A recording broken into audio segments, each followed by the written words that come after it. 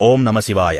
பகவான் சிவனின் 64 சிவரூபங்களில் 33வது தெய்வீக ரூபம் ஸ்ரீ திரிபுராந்தகமூர்த்தி.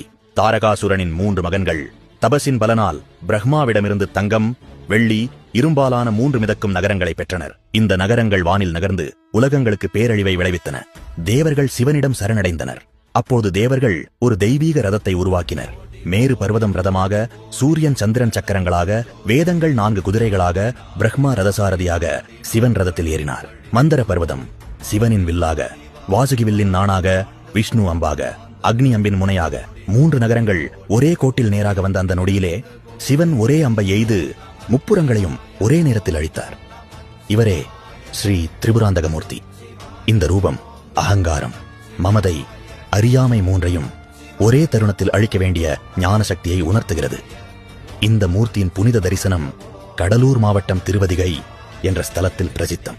இந்த ரூபத்தை தியானிப்பவர்கள் பெரும் தடைகள் நீக்கம், அகங்காரம் நாசம், தர்ம வெற்றி, ஆன்மீக பலம் பெறுவார்.